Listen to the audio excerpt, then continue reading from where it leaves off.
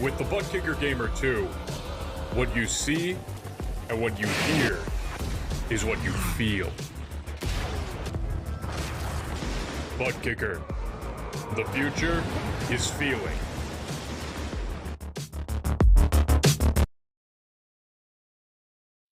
To be the best, one must beat the best.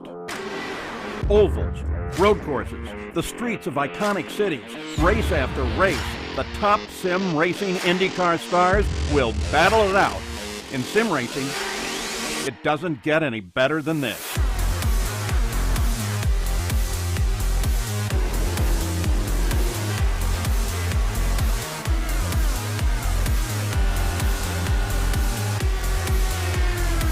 This is their battleground, for the checkered flag, for the glory, for the right to say they are the best.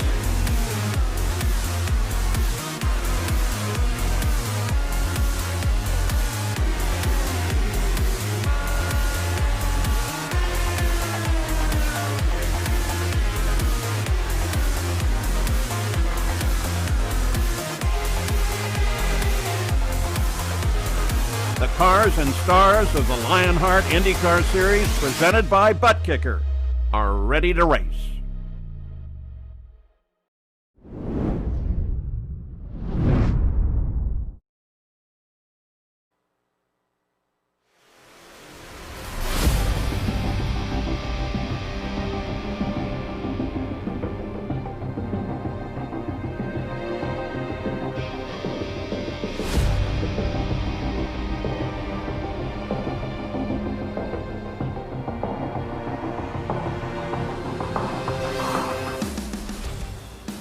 The month of May has ended, and while history was written this past weekend in Speedway, Indiana, the Lionheart Racing Series heads into the month of June with Back Home Again in Indiana on repeat.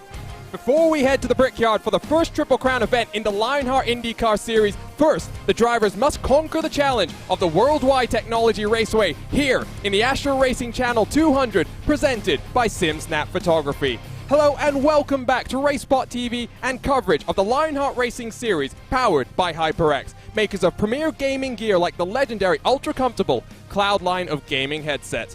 Whatever you play, however you play, HyperX knows that we're all gamers. For more information on HyperX products, visit hyperxgaming.com and don't forget to use the promo code Lionheart15, that's LIONHRT15 for 15% off all orders. My name is Arjuna Kenkipati and delighted to be alongside Justin Prince once more for today's coverage. TV cameras are provided by Istvan Ballo and TrackCams22.com, with additional car cameras provided by RaceSpot's own Tyler Maxson. You can follow along with live timing and scoring by heading to timing71.org to follow along with your favorite team and drivers in the real and virtual world of motorsport. Let's dive straight into our pre-show presented by Butt Kicker. And Justin, the month of May has come to a close, and while the Lionheart King Adam Blocker has found himself trackside at the Brickyard for 3 consecutive weeks in his role with Ilmore Engineering, he has somehow found a way to extend his championship advantage in his quest for a 4th straight title. It's absolutely incredible, to say the very least, the effort he's been able to put in over the past few weeks while managing his real-world obligations, to be able to find sim rigs to be able to run with, while being able to do those duties, while having minimal time with practice to still put up the consistent numbers that are needed to run for a championship. It's absolutely incredible, to say the very least, what Adam Blocker has done so far, and there's a reason he's grown that. With that consistency, you need to be able to do so to have a chance at the title, and he was able to do that in uncomfortable surroundings in some cases, and different surroundings compared to his usual setup. He is now back home, so that will be a comfort to him, I'm sure, as we head into the month of June. And of course, the month of May synonymous with a trip to Speedway, Indiana. But the first Triple Crown event, Justin, is on the horizon at the end of this month. In just a couple of weeks' time, we'll head to the Brickyard to get to the Indy GP in just a couple of weeks. Looking forward to that race as well. But here on the short track at Gateway, excited to see exactly what happens here. Not for the first time, we go short track racing in 2021. It's a track that brings different kinds of racing compared to earlier this season, because you have 2 different types of corners at the end of the speedway. You have the tight camber of 1 and 2 and the much wider and flatter 3 and 4. Drivers are going to be busy throughout the night trying to adapt to the changing track conditions in the aero wash and trying to make sure they adapt to where they're at if they want to try and move their way to the field throughout the evening. I tell you what, let's start working our way through some of these standings, because it's an exciting time to take a look here as we work our way into the summer and really the meat of the season as well. You can already see the gap now that Adam Blocker has over the private label Team Hype duo of Connor Harrington and Joshua Chin is almost upwards of 60 points at this point in time, but the rookies have started to fall off the field. Only Henry Bennett, Jason Brophy, and Lionel Kalisto left in the top 10. And once more, Justin, we are presented by the site of Adrenaline Motorsports and private label Team Hype dominating the top 10 in this championship. They've definitely had the speed as organizations throughout the campaign. Private label Team Hype, of course, had the pace in the last round with Joshua Chin in particular to be able to pull away with that checkered flag in that round to be able to secure their victory for that organization. But the main thing has been these drivers have qualified well, they've ran well, they've nailed the strategy well throughout the race. And in regards to private label Team Hype, they've been not afraid to take risks, Arjuna, and that's why in some cases you've seen them up towards the top of the running order and in turn get some valuable points. And I had mentioned this to you before we came on air, Justin. For Connor Harrington, he's been very strong on the ovals. Adam Blocker has got 167 of his points on the ovals. Connor Harrington, 165 oval points on the season.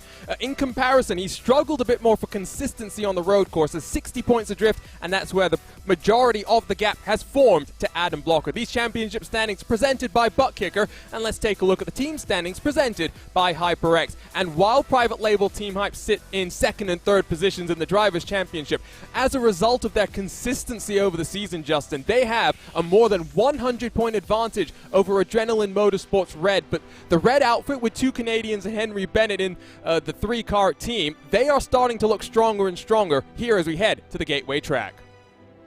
They're starting to pick up more momentum as the season's gone on, absolutely. And as well, Graphics LPM have also been able to do the same thing with 505 points in the season, slowly gaining themselves momentum to join the championship scrap for the team standings. It's been intriguing to see those organizations be able to take the risks they have and have the pace they've had throughout the season. And in particular tonight, I wouldn't be surprised to see drivers from those top three organizations amongst your front runners by the checkered flag. Still close battles between Sector 5 and Alcantech for 4th and 5th, and even Synergy and Sim Racing Merch Esports for 6th and 7th. So lots of intrigue here in these team championships. And I mentioned the rookie slightly earlier when we were talking about the driver standings. Look at these rookie championships presented by Butt Kicker once more. And for Bennett versus Brophy, they've been very close. But as we head back to the ovals where Brophy is a little bit stronger in comparison to his road pace, Justin, I think we are going to see a very strong performance out of Jason Brophy here tonight. I think so as well, because Brophy definitely has the oval chops when it comes to being able to perform on these types of racetracks. He knows how to qualify well. He knows how to drive on the ovals. The road courses are his Achilles heel. Compare that to Henry Bennett. And Bennett is known for being very quick on the road courses, but is also a very solid oval racer. Both of those drivers have different types of skill sets, but they execute them in different ways in turn that has seen them to where they're at. Don't forget about Lionel Kalisto, though.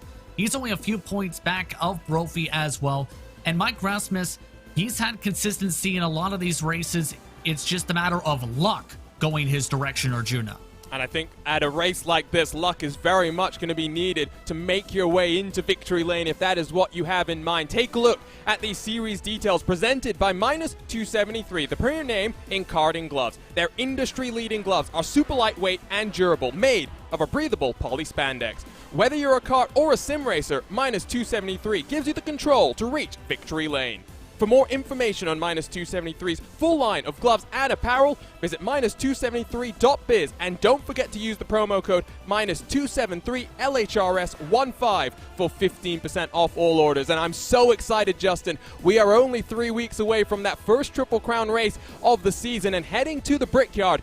We saw some incredible action throughout not just the real month of May, but also here on the virtual side of things. You and I got to commentate on both the fixed setup and the open setup Indy 500. Can't wait to see what's in store for us on June 27th.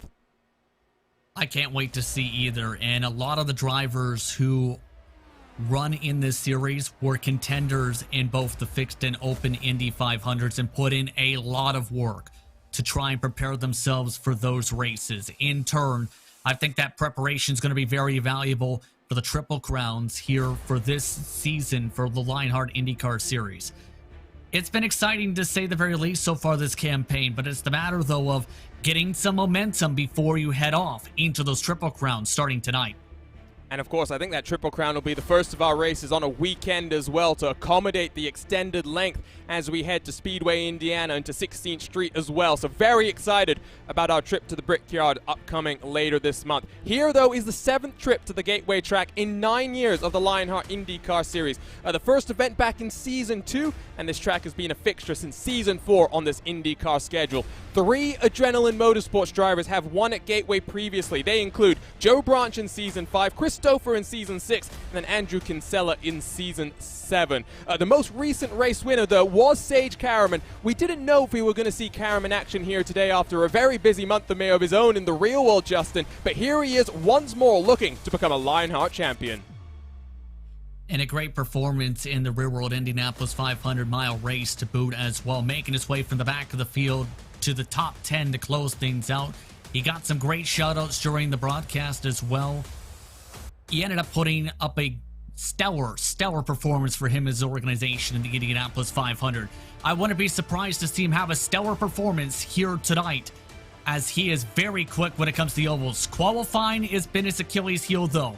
If he can improve on the qualifying for tonight and start up towards the front, I wouldn't be surprised to see Karam try and defend early and be able to try and pull away. Well, the great thing about having our series organizer and race control, George Anzaldo, in the YouTube chat, I've just got the update that he'll be starting from the tail end of the field with an end-of-line penalty he has yet to serve with all of his duties in the rear world. Career best finish in the Indianapolis 500, 7th place, besting 9th on debut all those years ago. He didn't know if he was going to be in action this past month of May and managed to get the deal done in time to drive the AES Indiana Dallara IR18 for Dreyer and Reinbold. Take a look, though, at the 1.25-mile Worldwide Technology Raceway. It's named like that for licensing and partnership reasons. We'll call it Gateway more often than not. And like you were talking about, Justin, the two ends of the racetrack are totally different. And like we saw in the Lionheart Speedway Series just a couple of weeks ago, it will be very interesting to see how drivers take to this track.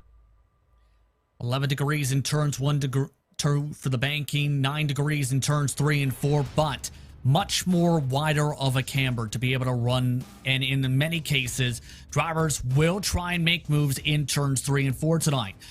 If they don't make the pass there, they'll likely get some speed down the front straightaway to try and make the move by turns 1 and 2. The reason is many different drivers have made mistakes. The Speedway Series in particular I'm referring to in 1 and 2. With the in-car tools, it's going to be very busy to try to adapt to the dirty air in that section of the racetrack and the aero wash to make sure you don't wash up into the wall and become a victim to the outside fence.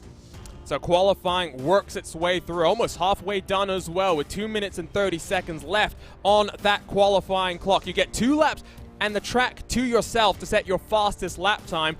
And a track like this where passing is going to be so difficult, you'd assume that drivers would have practiced some qualifying runs. Smaller field tonight, so we might see some longer green flag runs. And as you can see on the left-hand side of the screen, it's Damon Martinez with provisional pole, waiting to see where some of the big names here, Justin, start to shake themselves out. We look as Adam Blocker comes towards turn number 4.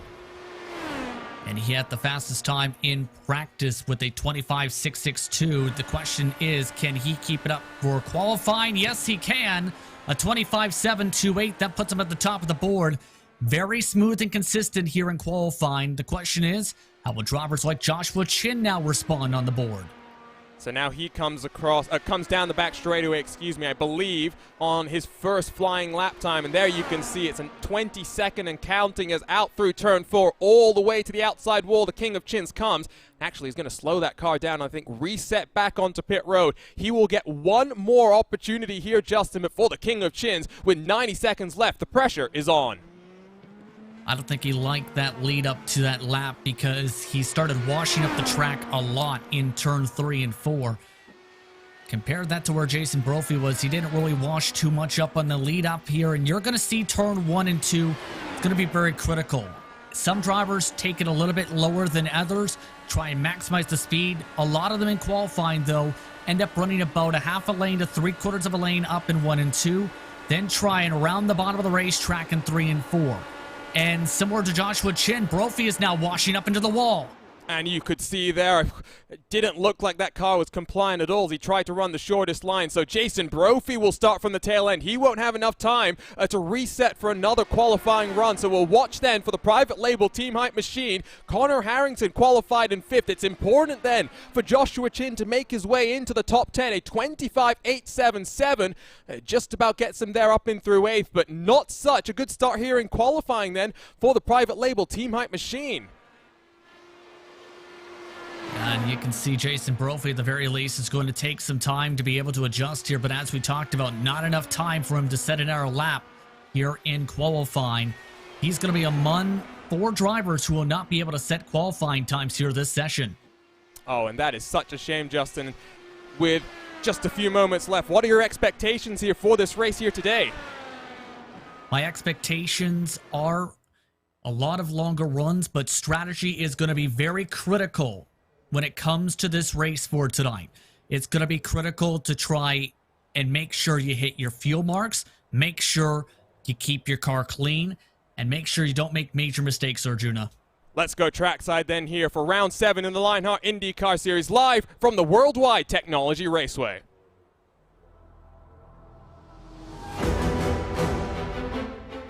So on pole, Adam Blocker in his quest for a 4th consecutive title. He's back at home and comfortable with a 25.728, almost half a tenth quicker than Damon Martinez, who will line up on his outside. Aaron Morgan, very impressive, not just here in the IndyCars, but across at the Lionheart competitions. Inside of Luis Gonzalez Nunez, best qualifying performance there for the Necky Racing Team driver. Connor Harrington inside of Tyler Groff on row number 3. Relatively small 29-car grid, so expecting for these long green flag runs to mean track position is oh so important. Stefan Larkamp inside of Joshua Chin with Mike Rigney and Jay Brandt on the edge of the top 10. Jason Galvin, previous race winner this season, especially on the short tracks. What can he do rolling off from 11th with Christopher on his outside? Andrew Kinsella, Henry Bennett for Adrenaline Motorsports Red. What can they do from row 7? Adam Fraser, Scott Holmes on row number 8. Matt Taylor inside of the Canadian Brian Carey, who's nursing a few injuries, back in the rig for the first time in a while. Tony Showen, Joe Branch, more Adrenaline Motorsports rows on the edge then of the top 20 with Chris Fowler and Matt Houston, row number 11. Brian Greenlee slots into 23rd position alongside Ricky Harding for Sim Racing Merch Esports. With Ryan Otis, the Lionheart Retro Series champion in 2020. Lots of work to do then. The final car to set a qualifying lap time. He'll roll off in 25th. Callisto Brophy, they've been impressive so far this season. No time for them with Ryman and Karam lining up at the tail end of this field. This was the butt kicker starting grid. And Justin, the cars are ready to roll. What are you expecting? I asked you this before, but I want a prediction here for this race here today. A prediction when it comes to who can come away with the checker flag. I think it's going to be a lot of back and forth between Blocker and Martinez, at least early on. Martinez, oval specialist, I expect him to be quick. But Adam Blocker, I wouldn't be surprised to see him try and dominate. I'm taking a bold prediction. I'm predicting he's going to try and take it from the pole tonight. Let's see then how we can do. And I tell you what, I think we have just about enough time to quickly jump on board and work our way through a couple of the onboard cameras. Let's start with Ryan Otis, who's got the Asher Racing channel on board. Helmet on, visor down, focus activated from the tail end of the field. With the HyperX on board, it's Joshua Chin. Whatever you play, however you play, HyperX knows we're all gamers, and HyperX is always ready to game. And, of course, 2 more onboards that we'll take a look at then once we get to the green flag action. But all of the 29 cars will have onboard looks here from the Worldwide Technology Raceway. Competition, commitment, excitement. This is Lionheart, and we are ready to go for round 7 in this championship. At the front, it is Adam Blocker once more. How easy will he have it today? He is back home for the first time in 3 weeks and looking to extend his championship advantage. Green flag flies in the Asher Racing Channel 200, presented by SimSnap Photography, and a wonderful launch down into turn number 1 for the defending series champion. Martinez has Morgan slipping down his inside. It's too wide, Justin, almost throughout the entire field. These cars work. And already several drivers trying to get themselves sorted, try and get themselves into a line, and then try and get themselves to where they can battle. Already Martinez been shuffled to 3rd, and several more drivers starting to drift up the racetrack. In fact, nearly up into the safer barrier was Larkamp. And there you go. Oh, I love this camera view that will get down in through turn number 1. Blocker scampers away, and the gaps are going to be very fluctuating here. I think in the early stages, track position is going to be oh so important. They're almost 3 wide coming off the corner, Justin. And several drivers getting very tight coming off the corner right there, right up against the wall, in fact, in turn 2. And that's where the major danger zone can be here for tonight's action, is drivers carrying way too much speed there as the tires wear out. And now a bit of tire contact with Jay Brandt. I think that was Stefan Larkham in the old Alcantech NHR Esports machine. I don't know if Braun is going to have any significant damage there. The pink number 15 pulls to the inside of the track. There goes Bennett trying to get to the outside, and 2 Adrenaline Motorsports red drivers that need to try and work their way up into the top 10 in these team championships will try and slip around the outside. It is fast and furious in the back of the pack, but Justin, the gap out front, already 1 full second. And it continues to grow up in front, and that's the power of clean air and success and speed. 26.184 last time by for Blocker, quicker by more than 2/10. Blocker wanting to break this draft as quick as possible. Compared that to the Speedway Series where it was a lot of back and forth in the early stages on the fresher tires. An intriguing start to this one from Blocker. And what I'm seeing kind of right now is that at the front it's single file, but you work through the field and cars able to get on the in-car tools and maybe try and make some positions. It's too wide, too deep with Brian Carey looking to the inside of Scott Holmes, but his teammate Tony Schowen might try and take advantage down in towards turn number 3. Looks for a second, but nothing doing there. Let's talk about strategy very quickly, Justin. A 160-lap race that works out to 200 miles. The fuel stint is 45 laps, so we're basically looking at a guaranteed 3-stop affair. Fairly simple strategy. Basically go 45, 90, and then make it to at least lap 115 to make it to the end on gas. So all you have to do is hit those marks when it comes to strategy, and you're good. The tough part is, 1, timing up when you come in with the draft and the effects with some of the side-by-side. But 2 is the access road. It's going to be a big spot where many different drivers will gain time and lose a ton of time if they end up going too slow on the access road or too quick on the access road. So in other words, tonight, you're going to need to be very careful down there. 3 wide, Justin, they are 3 wide, and Sage Karam is rocking his way up into the top 20 as well. Sorry to cut you off there, but this battle for 17th on back just continues to intensify, and you can already see as we come across the start-finish line, 1.3 seconds adrift of Scott Holmes. Sage Karam already up 7 positions, Justin, but 8 seconds behind the leader. He is in danger of going 1 lap down in the early stages here. Watching that in the corner of my eye, and the main worry about that, Arjuna, though, at the same time is if they continue to fight like that 2-3 wide, they're going to continue to lose touch to the rest of the pack. They've already lost nearly 8 seconds to Scott Holmes in 17th position from this scrap. So in other words, you need to be smart when it comes to these position battles. Otherwise, you're going to continue to lose time. Karam seems to definitely have the pace. The problem is he's got nowhere to go but take it 3 wide again. And that's what he does to the inside of Chris Fowler and Matt Houston. Houston is not going to be bullied out of this position, I think. Almost gets slid up into the wall. I think Fowler just about holds on with those green wheels, and it's Karam still looking down to the inside, and I'm sure full of confidence after this past weekend, Justin. He knows what it's like to rock and roll the Dallara IR18 in the real world, and into 21st position goes the Pennsylvania native. Remember, he had to make his way for the very back of the field in the real-world Indianapolis 500-mile race, so he's got the ability to be able to cut his way to the field. He's done it several times, keep in mind, this season in Lionheart competition. The tough part of doing that here again is just timing up the passes right, because if you're side-by-side for too long, it can lose you a few tenths. Now that they're all worked single file, they can now try and work back to Scott Holmes. By the way, Adam Blocker, he's a man on a mission. He is absolutely flat out flying around the racetrack already, a 1.5 seconds ahead. And I mean, I really do think, Justin, if we keep this green flag conditions up, Blocker is going to be right over the tail end of the cars at the tail end of the field in about just 12 more laps time, because Samuel Ryman is already 13 seconds adrift. We get this look through turn number 1 once more, and you can just see how single file the cars at the front of the field are. You have to go all the way back to about the edge of the top 10 right now, where Henry Bennett and his teammate Andrew Kinsella duking it out across the start-finish line. And Kinsella, I think, feels like he's got the momentum. The problem is there's just not a lot of grip, and you have to lift off the throttle there at the bottom if you try to attack into turn one. Jay Brandt, remember, was involved in that tire-to-tire contact, got away without any damage from that situation. He wants some positions back here.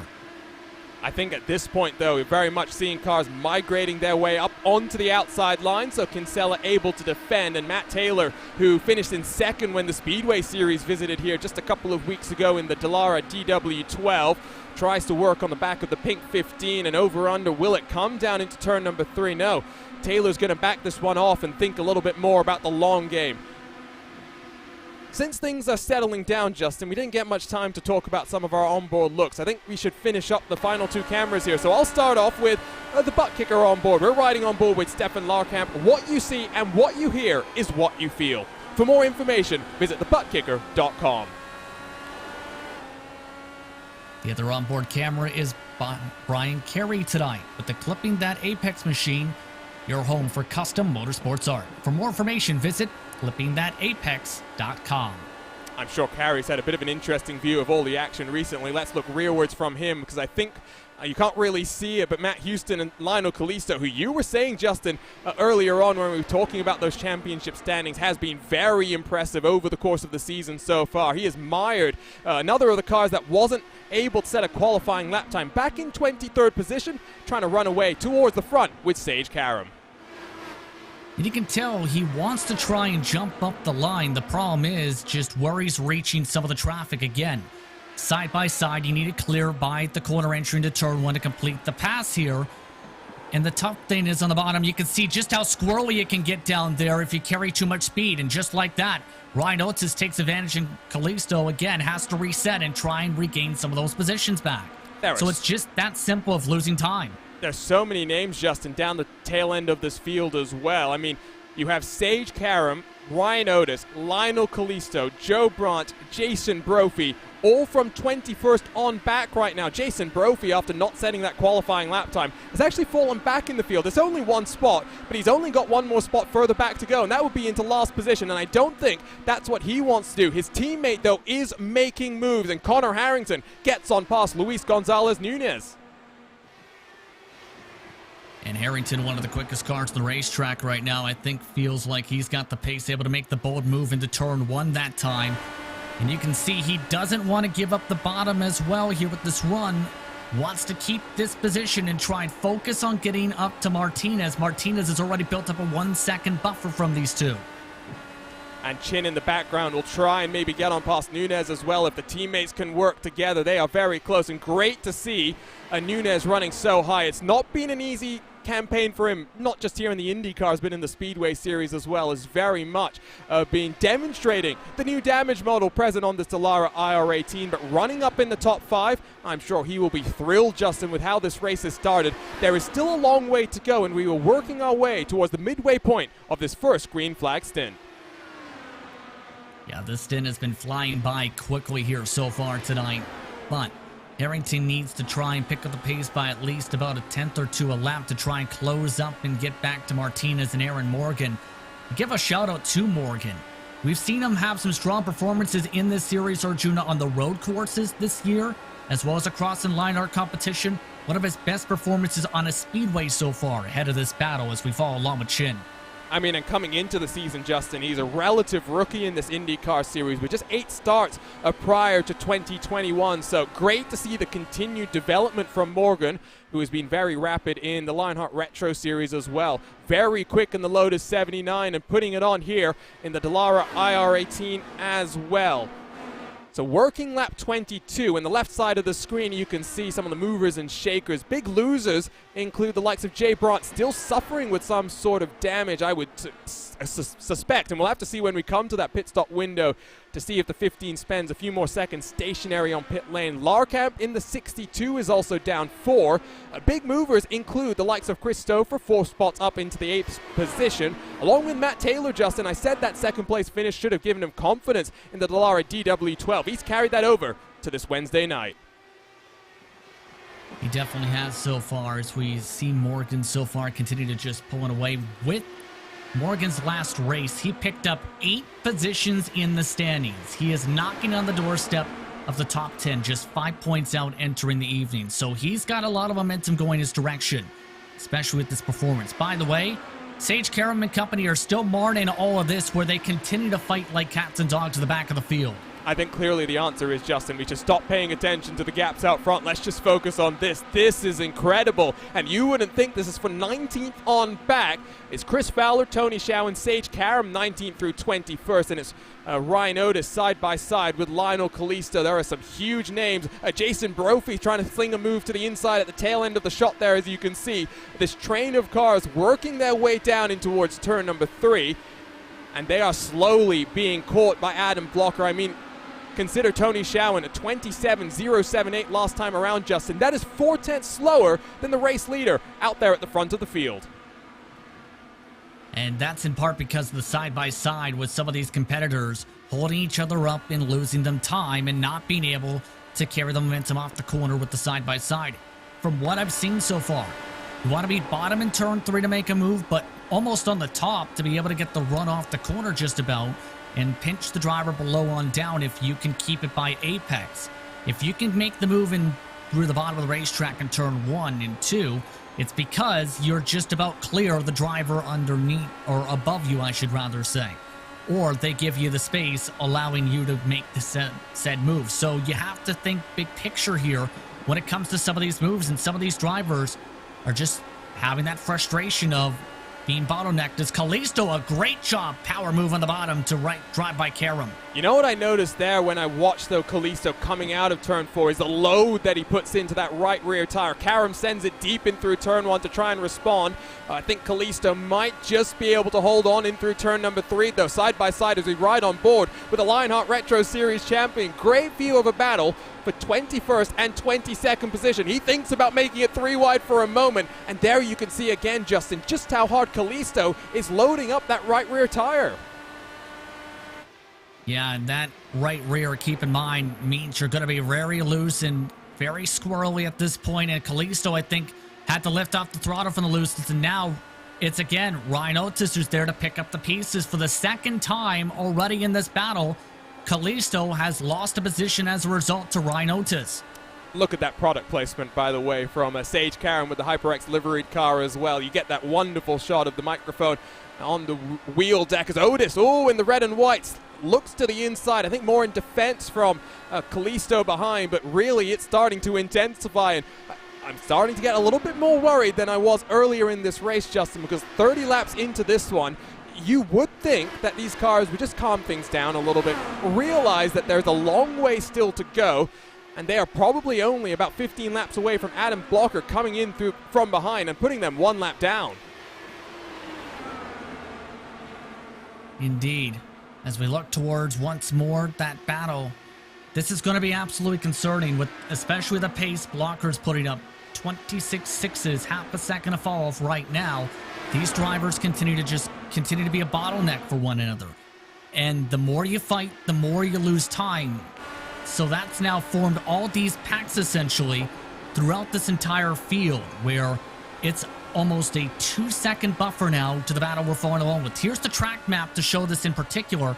You see that cluster all the way down the back straightaway? That's that entire group that's about 19th on back or so that's been fighting. Or check that 14th on back. A shout out, by the way, to the ATVO team that puts in so much work on our graphics package. That track map edition really only came in a couple of days ago, and it's great to see. Just visualize the gap as well as Adam Blocker builds up that advantage. Kevin Niotola, Simon Grossman, Nick Thyssen, thank you for all your hard work, and looking forward to seeing what we can put on this graphics package for the rest of 2021. We are riding on board with Brian Carey, who of course has that clipping that apex onboard look, and what a look it must have been here on the start, because struggled early in this race, Justin, but I'm really starting to see the Canadian driver pick up the pace midway through this run. Just a +1 on the race from his starting position, but he's definitely been able to save his stuff to be able to have the pace for this moment of the race. It's just a matter now of picking his spots to try and leapfrog ahead of the others. They've already lost touch to Adam Frazier a little bit, who's now been able to break away because of the side-by-side in front. What does Carey is somebody... Go ahead. No, I was going to, what does Carey do here? Teammate in front, and of course, with team points being so important, Brophy mired back in the pack. They need to try and at least work their way forward. Kinsella's in 12th, switch around for positions. Wonderful as well to see the Canadian flag on Brian Carey's helmet. Great to see some personalization. And now we look backwards. Oh, look at that move. Confidence on the side of Scott Holmes, Justin. Oh, and Scott Holmes able to make it work on the high side, and I thought there was going to be a chance some drivers may elect to try that with some of the runs coming off of 3 and 4 tonight. And he's able to just leapfrog his way on forward with the move and breaks up what looked to be a potential teamwork play with knowing Carey had the pace at that moment. And now it's put Bennett into a peculiar situation where he's losing a ton of time and is drifting right back into the midst of that fierce battle that's been going on for 19th. Ryan Otis has gotten on past Tony Schauen, so he's looking very good. Lap 37 on the stint so far, so only about 7 laps away from the indicated fuel stint. Oh, look at Scott Holmes trying to make it 3 wide down the back straightaway. What a move from the 67 machine, who rockets his way up into the top 15 and now looks in his rear view mirrors as around the outside Stefan Larkamp has to lose a position to Brian Carey. I'm not sure exactly what's happened to Stefan Larkamp here, Justin, but I do have to assume some sort of damage. He has lost 10 positions on the day so far and continues to slide back in this field. Yeah, he is really struggling. Again, had to lift hard that time off the corner. And at this point, you have to make some adjustments at this point as a driver, as Chris Fowler's decided to go in. Chris Fowler's gone in at lap 39, coming to 40. What I suspect here, Justin, is he knows just how much time these guys are costing each other. I mean, look at how hard they are fighting once more to the inside. That's a bold move from Callisto in the Sector 597 car. And Larkamp is looking all sorts of awkward right now. Karam down the inside as well. Larkamp to the edge of the top 20. Now falls out of the top 20 because he's down onto pit road as well. Almost makes a mistake on the very tricky access road. And now, look at this, Justin. This is that tricky entry into pit lane. Try and carry as much speed as you can before you reach those yellow cones. And we've seen many drivers in the Speedway Series make major mistakes and go off in the grass in that section. Others carry upwards of 10, 20 miles an hour less than they could have to be able to safely make the way through, but cost themselves up to 2 seconds on the access road. So it's very valuable, that time you can pick up there. By the way, looking at the strategy, it might be as simple as 40, 40, 40, and then get to the end of the 40-lap stint at this mark, because you can divide it up to lap 40, lap 80, lap 120 with the timing of some of these pit stops here. By the way, Blocker is already leaned by 3.6 seconds just about.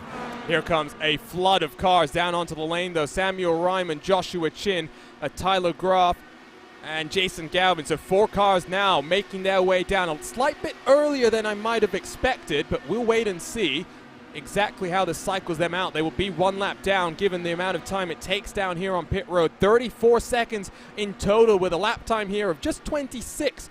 The last time around for the race leader, Adam Blocker. Look at these cars going up on the jacks. They're getting 4 fresh tires and a full tank of fuel as well. There goes Chin rolling down on pit road. Here comes Graf as well, releasing themselves off the button, and they'll feed out Justin into a much heavier traffic than I might have assumed here. Let's see what fresh tires are going to be like when Joshua Chin gets them up to temperature and pressure.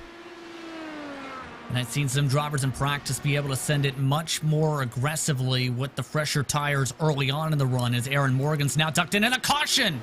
It's Adam Fraser. I saw there was someone who made a mistake down onto pit road, and I'm trying to pick up the stricken number 17. There he is, and I don't think it was just Fraser involved here. Matt Taylor has also slid down the timing sheets, Justin. And this is right in the midst of the pit stop window, so this changes a lot. We'll have to see how this happened, as I think Fraser may have overcooked part of his entry as well. Taylor, in a separate situation, had also overcooked his entry. Both of them slid sideways at the edge of the racetrack. So there's Taylor, and we'll watch him first. He got that one all sorts of wrong, and you can see Fraser in the background. Looks like he loops it to the inside rather than the outside. So let's pick up for Adam Fraser now and look at the onboard look here. Just a bit deep under the brakes, locks up as well, and he's very fortunate, Justin, to not spear himself into the inside wall. Yeah, good job to keep it off the wall and get himself away without any major damage on that race car. Here it is for Taylor, by the way. You can see carried too much speed and drifted right up into the rumble strips. A great job by him to make sure he didn't drift up into traffic. And now, this really shakes up some of the strategy for a couple competitors, as drivers like Chin will lose track position, others like Blocker will keep theirs. Well, Chin's trapped one lap down. Oh, that is heartbreak for the private label team hype driver. He tried something different. It just has not worked out in his favor. Matt Houston is the only car that will stay out there on the track. I think trying to get the lead, a point for leading a lap. Excuse me, I got all sorts of tongue twisted, and those are important. Adam Blocker has already accumulated 12 bonus points on the season so far as he drops off the jack and back out into the lead of this race as well. Justin, you've just made a very good point in our private chat here. For Chin, as long as Houston comes down onto pit road, which he will have to do, he will be out of fuel if he doesn't, Chin will get the wave around and cycle back to the tail end of the field. Even then, I think he actually was in front of Houston at the top of the caution flag by a couple car lengths, so they're in a position where they can do that. I'd be more concerned about the drivers like Ryman or Jason Galvin, who are going to be still pinned, even with the wave around situation as Houston comes in, where they're going to have a tough time here. But for Blocker, he made things look easy, to say the very least, in the clean air, Arjuna, because he was able to carry more speed and in turn broke the toe within the course of about 10 laps. I think it might have even been quicker than that, Justin, because I think right around lap 3, not even about, 3.5 miles into this one, I thought the gap was already upwards of 1 second, and in this, we talked about this before we came on air. We should probably fill in the viewers as well. Usually, I think when you came to short tracks in the past in the IR18, this was not just in the Lionheart series, but across the iRacing service as well, double plane wings. Now, here today, we are running a single plane wing. I will try and get an angle that we can try and use to emphasize it. It's not as easy as you might think. Here, I'll get the telestrator out as well. We'll see right here. Oh, this is wonderful. I get to use it live on ESTV as well. It's not working perfectly.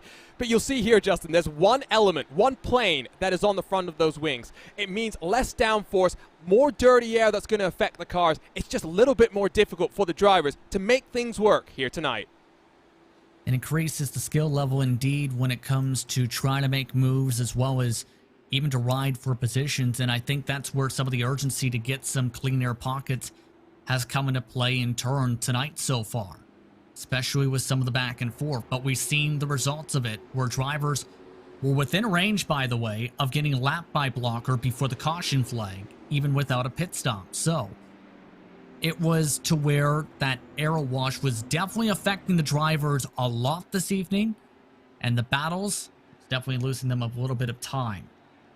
Well, Justin, I mean, the time has flown on by. I mean, really enjoying this. They were fighting tooth and nail at the tail end of the field, if we're being completely honest with one another. The caution came out, I think, right around when you had postulated and speculated it might on the entry to pit road. Now what I think we're going to see is potentially a bit more elbows out here on the restart, because single file drivers know if they don't get the track position early, they may be struggling and fighting just like they were last time on that green flag run. In particular, looking at Connor Harrington, who's starting in third here. Christopher in fourth spot to try and move up. Jay Brandt jumped up to fifth position after the pit stop cycle as well, keeping an eye on him as well, because Martinez was starting to struggle a little bit and lose a bit of time right before that caution flag too. So don't be surprised to see a lot of activity for second on back. And if that happens, that's exactly what Blocker will be looking for. If Martinez is able to dive right next to Blocker, then it might be interesting how things play out. So the pace truck is going back down onto the safety of pit road. Adam Blocker came into this round having led 83 laps in this track in the past. He wants to get the victory that has eluded him so far. Green flag back out for the Astro Racing Channel 200 presented by SimSnap Photography. And once more, it's a very good launch from Blocker as he dives his way into turn number 1. Martinez is able to hold on to second position. Aaron Morgan has slid down the field into 21st position, so lots of work to do there. And we'll get to the running order in just a few moments, Justin, but wow, there are some big changes up and down this field. And that caution flag, as I thought, was going to shake up the field and did. Drivers like Karam mid-pack now instead of the back of the pack. Brian Carey inside the top 10. Holmes, who was really quick at the end of the last run, top 10, all shuffling about. But this run, I've noticed, they kept within range with Blocker a little bit better now.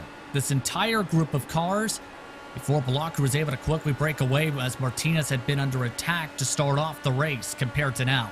That's true. In fact, I'm looking up and down the timing screen. You have to look behind Carey, who we ride on boarded right now, outside the top 10 to find the first car that's about 1/10 close enough to the car to actually make something happen here. So a much more orderly start, and you get this wonderful look. I love the stationary camera that we get because it takes you around this entire 1.25-mile track, and it just gives you that indication of how short this really is. Down in towards turn number 1, Blocker now leads by 0.6 of a second. There's only been, if you can believe this, Justin, one pass here on this restart, and it was for 28th position, so for last place in effect. Down between Galvin and Ryman, and there's been an air pass as well for 24th. Larkamp passing Fowler as well. So there is a little bit of shuffling starting to build up, but as we've seen, it takes time for these drivers to be able to gain the momentum and as well attempt to be able to pick up the tempo and be able to make the moves. Right now, it's just in a rhythm stage of the run. Get yourself into a flow, get yourself building up some speed, and then once you build up the momentum, you can make some passes. So we're in that stage of the run early on right now. Look at this, though. Harrington with Martinez slipping 1 full second behind. Adam Blocker all over the tail end right now of that second place car. And Harrington, in that quest to try and chase down Blocker at the front of the championship standings, will be trying to get the move done. And I said it during when we were talking about the championships, Justin. Harrington has been so strong on the ovals. He has almost matched Adam Blocker blow for blow, victorious in Kentucky, of course, just a couple of rounds ago. Here he needs another good finish because through this month of June, he was victorious last time we went to the Indianapolis road course 12 months ago. He'll be looking to repeat that success with double points on the line at the end of the month. He's one of just 2 drivers, himself and Blocker, who have scored top 5s in every single oval race. As hearing over the radio, might be trouble for Brian Greenlee. He is coming down to the pit lane here. Yeah, you saw him going very slowly, and I postulate damage there to the right rear potentially, because he is looking all sorts of out of shape as he will come down onto pit road. And I think there's only one thing we can do here, and that's spool up the RaceSpotTV replay machine and try and pick up what happened to Brian Greenlee in the 38. Here he comes down across the start-finish line, and I'll be honest, Justin, I think something's already broken there. I think he got hit in turn 3 and 4 with Matt Houston, in fact, and damaged the end plate of the 99, where there was just maybe a tiniest of taps towards the left rear tire. That was enough to break it. You'll see from above, that's Houston, that's on the bottom of the racetrack. You can see right there is where it starts to get squirrely, right into the end plate there, and that's where the problems now ensue for Greenlee. So it was the left rear instead of the right rear. So I got wrong there. Yes. But Greenlee does manage to get that car back out there. 24 seconds stationary in the pits. And not the worst result that he could have had. At the front, it's status quo. Adam Blocker still leads this race. 1.2 seconds clear of Damon Martinez, who has extended that gap out to Connor Harrington, at least for the time being. It's Christopher in 4th, up 8 positions on the day, but what a drive so far. And this has been almost the story of his season, Justin. Not having a great qualifying, this time because he has a penalty to serve for contact in earlier portions of the season. He's 18 positions up on the day, working a top 10 result. And part of that was from the strategy, but part of that as well is from Karam's raw pace. And he's been able to execute passes very well, especially in the early to midway portions of the run. It's just he got into a box towards the back end of the field at the late stages of the last run before the caution flag. So I wouldn't be surprised to see Karam make his way maybe into the battle as high as 8th position where Holmes was, since that was where he was before, and try shape things out. Right now it's just a matter of closing back up the gap and hoping that Lionel Callisto doesn't make a move. That's going to be the main thing that could lose some time. Callisto, another driver with 14 positions gained on the day. And I said Jason Brophy wasn't looking the most comfortable. Well, he's making me eat my words. And in that battle for the rookie championship, Henry Bennett now slides down the order into 16th position. Jason Brophy looking like that gap out front might start just get chipped away at here as we work our way into the middle portion of this season. Back out front, talk about the team championship very briefly as well. For Adrenaline Motorsports Red here, Justin, for Andrew Kinsella, it's looking good. For Brian Carey, it's looking good. Not so good for Henry Bennett, down in 16th position. Yeah, Bennett has just struggled in some of these ovals this season. He just hasn't had some of the luck in some of the races and some of the pace in some of the others. It's just been up and down on the ovals. Compare that to Brophy, where he's been really good on the ovals, as talked about, as somebody who works with some of the drivers for eNASCAR side of things on the iRacing service. And you have an intriguing battle amongst them, as we talked about earlier on. Brophy, I think, actually has a little bit more eNASCAR experience than I first thought. I had some interesting conversations with him. Look at that, though. Gets the run on Karam, who's now going to slide down into 13th position as Brophy to the inside through turn 3 and 4. You see the RaceSpot logo there, probably helping him out with about 5 to 10 horsepower per logo. So you got one on the left-hand side, one on the right-hand side as well. So let's say 20 horsepower gain there for the private label Team Hype machine. And now up into 12th position is that neon yellow car. I'm looking through the timing screen right now, Justin. It is not as frantic and hectic as that first green flag run is. Yes, you have these side-by-side battles, but nothing like the 3 wide and the 4 wide that we saw earlier in this action. And it's kept the pack much more together, in my opinion, where before we've seen massive gaps of up to 2 to 3 seconds amongst the groups. Not so much now, where while it's single file, they're all getting some separation by a few car lengths, but it's not to where they're losing excessive amounts of time with side by side. And in turn, it's to where when they build up enough of a run, they can actually complete the pass fairly quickly without the risk of someone coming from behind and immediately trying to attack you. So it's a much more different tempo being set here in this part of the race. As you can see, another move to the outside. I believe that's Karam, who's dropped back to 15th. I think Karam actually was able to defend the move from Henry Bennett, who was trying to look to the inside, but just no momentum on his side, and lost a position to... no, that's not a lost position. I think that might even be a lapped car, unless I'm getting myself totally confused here, Justin. Either way, Karam, remember, was as high as 11th a couple laps ago. And the reason he shuffled down there is, yes, that is Jason Galvin, who is a lap down at the moment. 35 seconds behind the race leader, who needs a bit of luck to get his lap back. To get back to the point, though, Karam was initially attacked by Lionel Kalisto. Lost the bottom, lost momentum. Jason Brophy then took advantage. Then Matt Taylor took advantage. Then Ricky Harden took advantage. Now Henry Bennett's now taking advantage. Karam is now slipping further and further back to where he's losing all this momentum, losing these positions in side-by-sides, where the next car just gets enough of a boost with the single-file train and just is able to make a pass. It's going to be hard to get himself back into a rhythm with the way things are shaping out for Karam in the slide backwards. And swarms by Adrenaline Motorsports black drivers. First Tony Schau and Joe Branch in the Coca-Cola machine, I think, backs out of it very wisely, but will have another move here. And the defending race winner is looking in trouble here. There goes Branch. There goes the King of Chins as well on his own recovery drive. Now back up into the top 20, and it's Sage Karam in danger of slipping out of the top 20 once more. He is not looking comfortable. His teammate out front in second position, Damon Martinez, almost flipped around in terms of their performances so far in this season. Getting word, by the way, as well from Race Control that Jason Galvin reported needing a rear wing change on his pit stop. I think that explains part of the reason why he's still 1 lap down, as once more we work our way into the middle portion of this fuel window, Justin.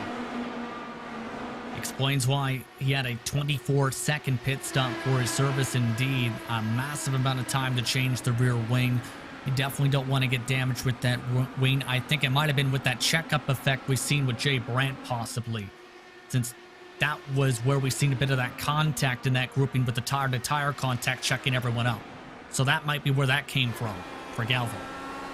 So we'll watch and see maybe for Galvin if he is able to recover from his position. We jump on board with Aaron Morgan at one point running second place in this race. Now finds himself having to try and work his way back up through the field, but he's got company in the form of Joshua Chin. And Wow, Justin, lap 72. We're almost halfway into this race, and the laps really have ticked on by.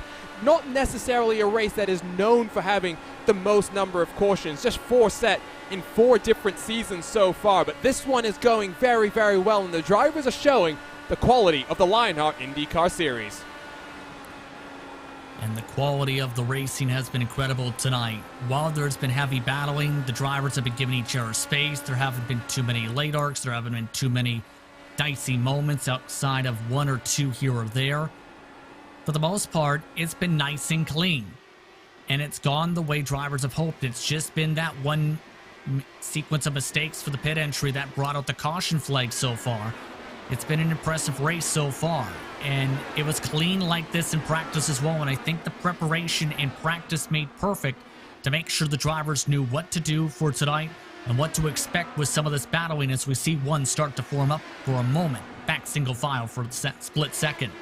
I think what we're seeing, especially through turn 1, is you can look to the inside, but outside momentum carries you down that back straightaway. You have to be bold, you have to be brave, you have to be named. Chris Fowler to try and make this work, side by side with Tyler Groff. There's that momentum you can carry into the corner on the outside and then roll it through the center, get onto the power slightly earlier, and sweeps around Chris Fowler for now, but Fowler's having none of it. Groff says, not yet, I'm going to cover you off, and I wonder if there was contact there for Tyler Groff, Justin.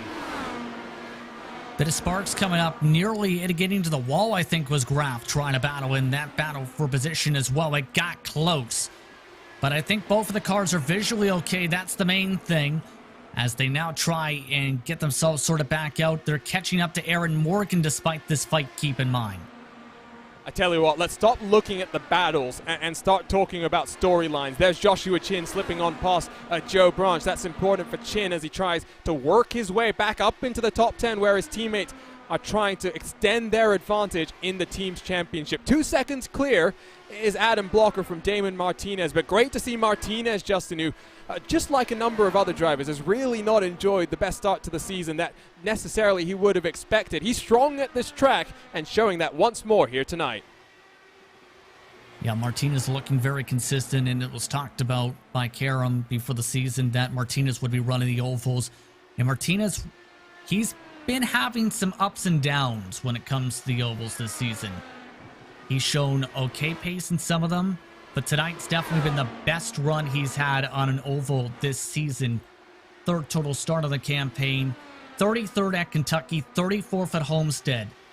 He actually led at one point at Homestead, keep in mind, just 1 lap led. So he's been able to stay out of trouble. That's the main thing, and having good starting position has been very big for Martinez since he started in the heart of the pack in both of his previous oval starts. His best finish in his Lionheart career so far has been 2 third-place results, both on the road courses, and both as I look at these tracks, Belle Isle and Monza. I'm sure those are races that probably required some sort of attrition. This is not that sort of race. Can he get his best ever result here in the Lionheart IndyCar Series as we work our way towards the halfway point of this race? Here comes Adam Blocker in through turn number 3. And out of turn 4, he will run 2 seconds clear of Martinez. Harrington in 3rd, Christopher in 4th, Jay Brandt in 5th. Halfway through this action, Justin, 100 miles left to go. And Chris Fowler, I believe, has gone into the grass. The 20 machine is having a problem. Once more, pit road is biting people, and not even before they get to the entry. We stay under green flag conditions this time around. It is not an early pit stop from Chris Fowler, interestingly, though, Justin. He's been out there on track for 41 laps.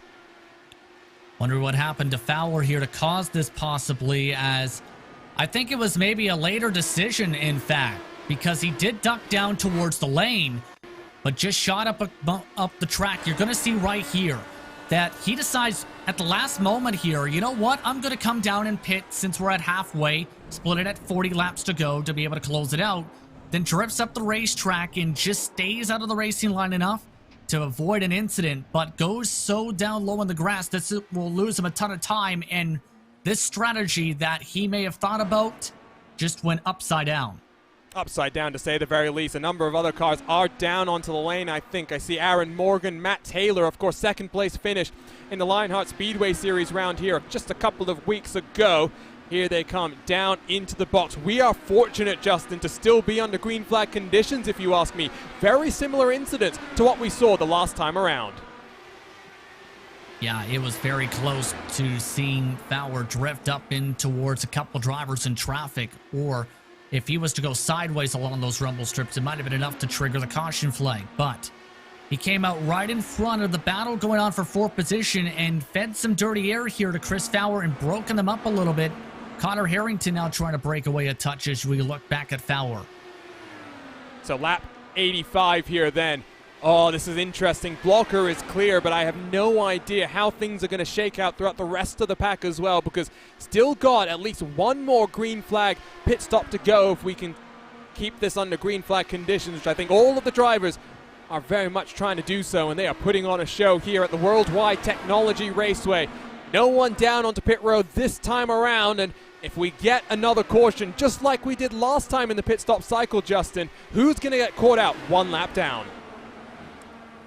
That's going to be the difficult thing. It all comes down to the timing of the caution flag for one, but two, positioning of Blocker, because Blocker has already nearly reeled his way towards the back of the field where Greenlee is 2 laps down, as well as a couple others who are all grouped together, Tyler Graff in particular.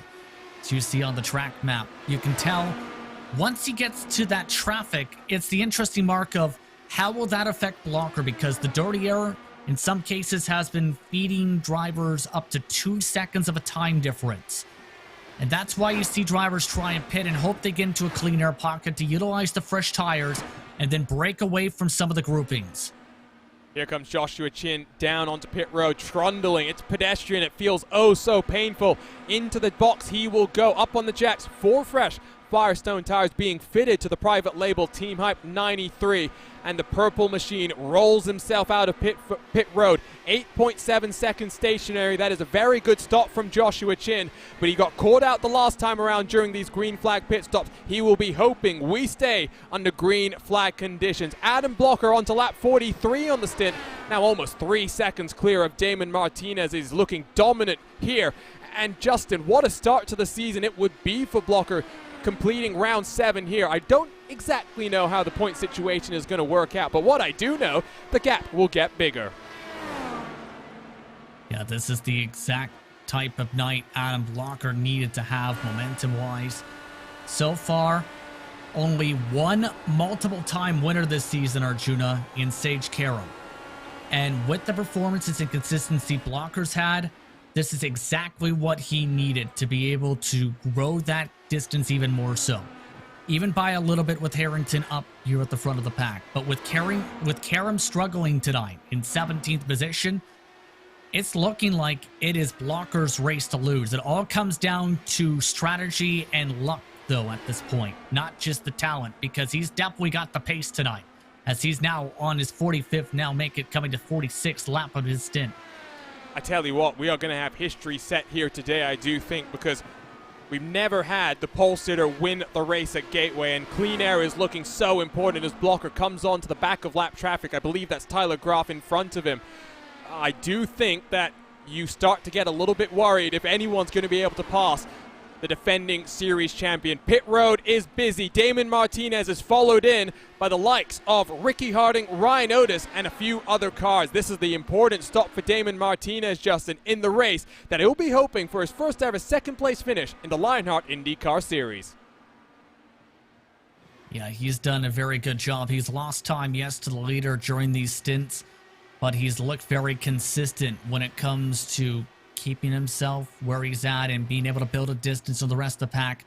Nicely well executed. Connor Harrington also now in the pit lane for his service. Adam Blocker expected this time, Arjuna. Look at that. Something's happened out on track, and once more we will stay under green flag conditions. Luis Gonzalez Nunez has lost the front wing of his car, and I wonder what other damage he has managed to do to the Necki Racing Team car that qualified oh so well, but now finds himself in trouble. And oh no, he's made a mistake on pit road, Justin. Let's take a look at the RaceSpotTV replay. Yeah, just locked it up as he tried to carry speed right behind Adam Frazier on the pit entry. And when he went to lock it up to make sure he didn't hit the back end of Frazier, who was lifting a little bit earlier for the commitment cone, he ended up locking up both the front tires. It just carried him right into the fence. And as you can see, immediately broke the suspension and carried him to the inside wall as well. Race over for Nunez, who has been quick all season. The luck hasn't been there, though, for him. Adam Blocker, by the way, is off of pit road, has cycled out back into the race lead and still 3.3 seconds clear of Damon Martinez. But looking in his rearview mirrors is the number 3 machine with Connor Harrington in the 44 all over his rear wing. Karam is still out there. He will get the point for leading a lap as Andrew Kinsella, Tony Schowen, and Joe Brantz, the Adrenaline Motorsports trio, are down onto the pit road. We'll watch now this battle for second position. And you can see Harrington's trying to angle it out to try and find a clearer pocket, but Martinez is playing very defensively, or trying to feed the dirty air to that front wing and force Harrington to lose that front grip. On board with Martinez as we still wait for Karam to come down, so he's trying to extend this as far as he can do it and maybe just try and get those bonus points. Looking rearward, you get the wonderful sense of the different lines. Martinez feeding the dirty air to Harrington. The gap now up to 0.4 of a second just for the briefest moment, but here comes the 44, Justin. Momentum on his side. Yeah, bad corner exit for Martinez. Nearly slapped the wall coming off of turn 2. Harrington, though, just couldn't get enough of a run to be able to take advantage in that situation. Just needs to be patient here. Time this up well to be able to make the move, because Martinez has a clean air pocket at the moment. Compare that to behind them, and you can see these trains are very difficult to try and jump on forward through right now in this run. It's very difficult right now, and I think this traffic is really just playing a bit of a cork in the bottle effect for some of these drivers. Karam is down onto the lane, so Blocker re-inherits the race lead. Crucial, though, Jason Brophy gets on past Andrew Kinsella. This is that battle for the team's championship as they're ducking and diving their way across the start-finish line as well. Look at this, and almost 3 wide as they come in through turn number 1. It's Lionel Callisto, 19 positions gained on the day so far. He now, Justin, is the biggest mover here from Gateway. Very well executed, as a little bit dicey there with Jason Galvin right across the front nose of one car. Matt Taylor was that machine who is on a 10-lap undercut compared to his fellow competitors, trying to take advantage here of the older tire, or rather, the fresher tires for a split moment before everyone else came down. But you can see Taylor getting past. This is similar to what we've seen in some of the Speedway Series races, where drivers tried different tire strategy, then drifted on back as the tire grip went away. Still watching this wonderful battle as out front, it's still close between Martinez and Harrington. And I wonder now, if you're Harrington, Justin, do you get your elbows out and try and get on past now? Because Adam Blocker continues to run away at the front of this field. I think Harrington definitely has the pace to try and get by Martinez. It's just a matter of getting the right run with the traffic. That's going to be the difficult thing when it comes to trying to make the move. As keep in mind, in this other grouping of cars, they're starting to fan out a little bit and try different lines, as Galvin now under attack. Remember, Galvin a lap down in this race. Weird seeing Galvin in new colors, but I guess that's something we're going to have to watch out for. 60 laps to go, and then working lap 101. Jason Brophy to the inside of Matt Taylor. This is crucial on the edge of the top 10 as they're almost 2 wide, 2 deep. Entering through the corner, Brophy looking very impressive down on the inside line. Very different to what I said at the start of this race, Justin, because he was not comfortable in qualifying, not comfortable in the early stages of this race. Now to the inside of the Lionheart Retro Series champion. Oh, contact! And a little bit dicey.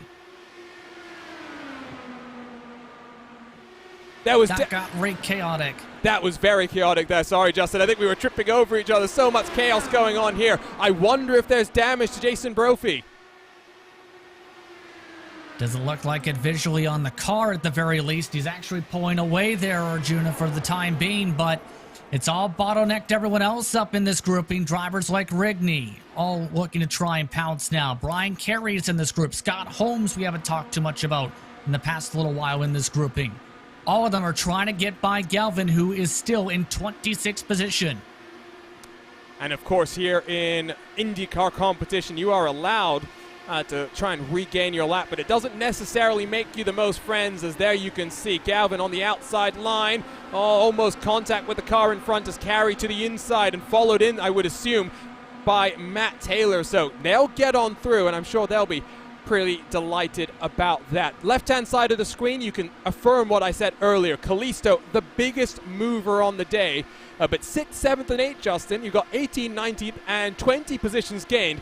Those cars very much have been working their way through on this strategy, but they are looking strong here in the closing stages. Remember, Callisto and Brophy were not able to set times in qualifying, so they were able to take advantage again of strategy and luck to be able to find their way in this situation, but have also had the raw pace to back it up. And that's the critical thing, as you see Graf led by Callisto, is to be able to get yourself to the pack, you need to have that raw pace in the preparation to have said speed to execute with. If you don't put in that preparation, or you struggle a little bit in the traffic, then you're not going to make up the positions. And they've been able to make up the positions. Callisto's also been very bold, keep in mind, with some of his passes. You're watching the Lionheart IndyCar Series on RaceSpotTV. It's been a wild ride so far in round 7. The Astral Racing Channel 200 presented by SimSnap Photography. The final laps coming up on the other side of this.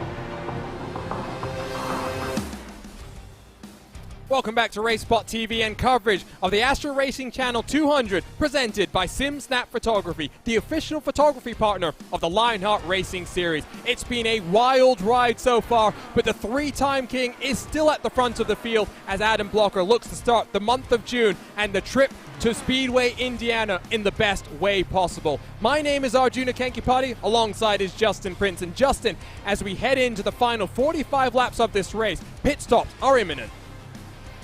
It's going to be very critical to be able to enter the pit lane well in this race. We've already seen several mistakes by drivers come into play that have impacted some competitors' races and brought out the caution flag at one point for this event.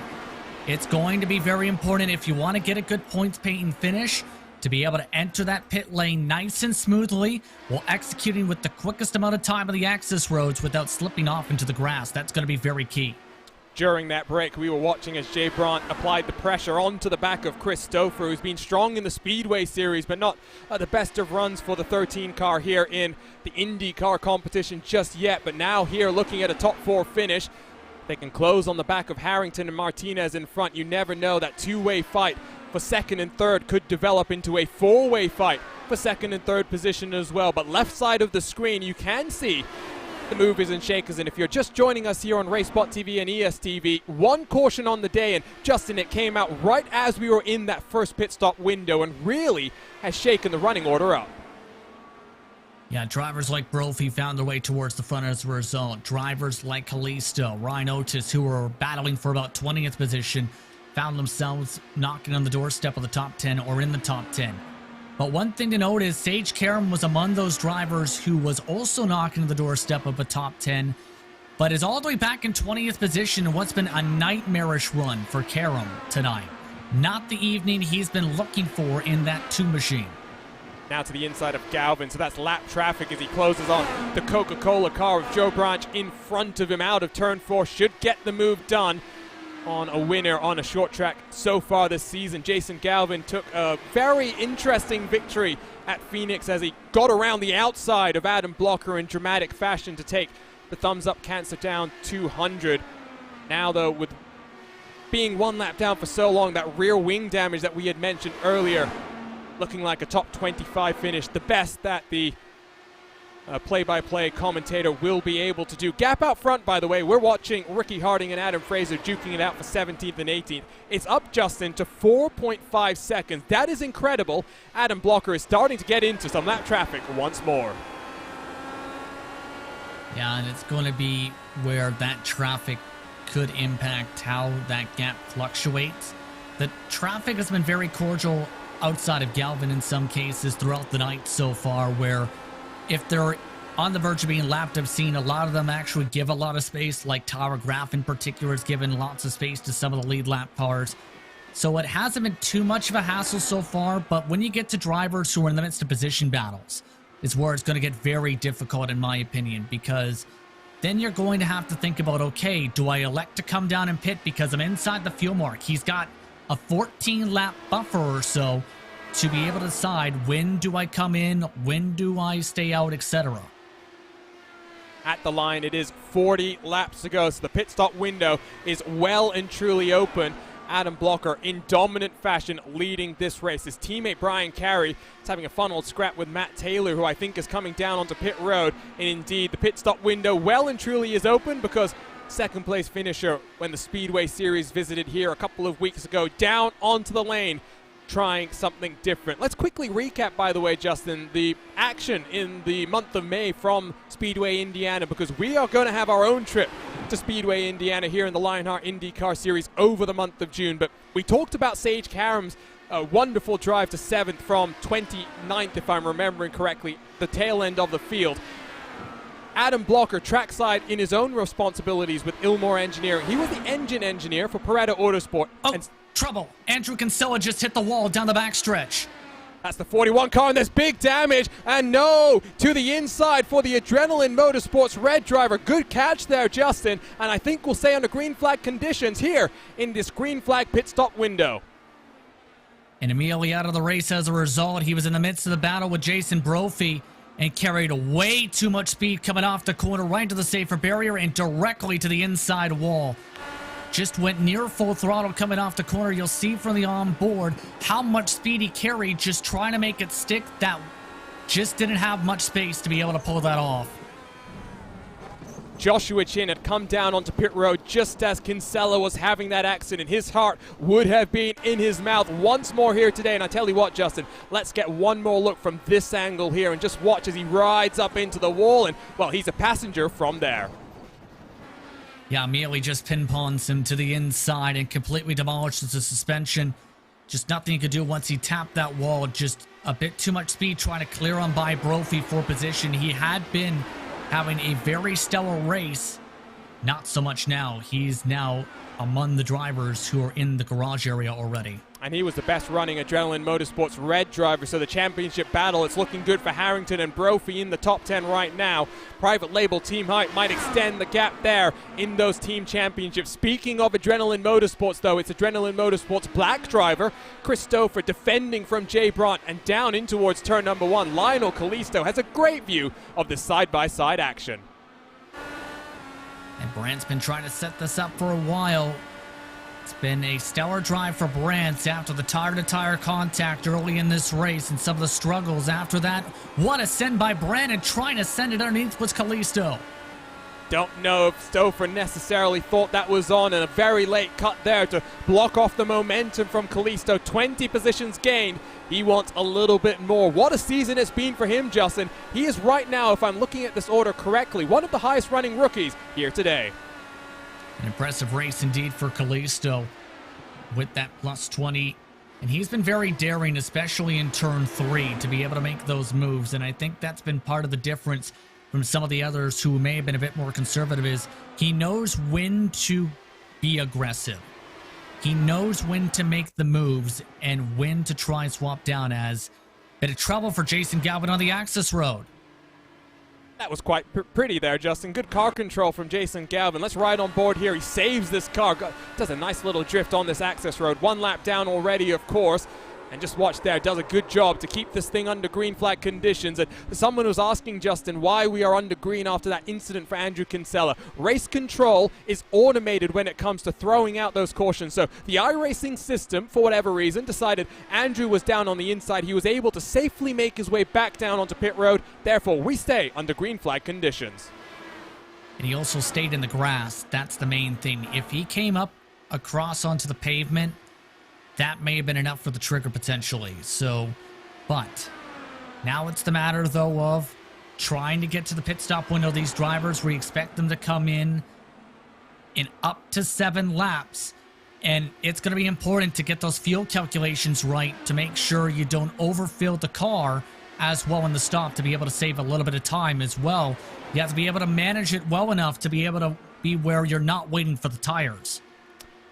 Talk about our sim experience driver profile very quickly, because history is being made here today. Tony Schowen, with his 126th Lionheart IndyCar start, will become the most active driver in this series so far. There are drivers that have up to 160 starts over the 9 seasons of this competition so far, but Schowen will be the active driver with the most starts. 34 top 10s, 18 top 5s, with 1 win and 2 poles to his name. Started all the way back in Season 3, back at the Homestead Miami. Chicagoland Season 8, that was his first victory, and we'll see if he can replicate that success here in 2021. Pit stop window is open. I saw Joe Branch down onto the lane the last time around, Justin. Who else is coming in now?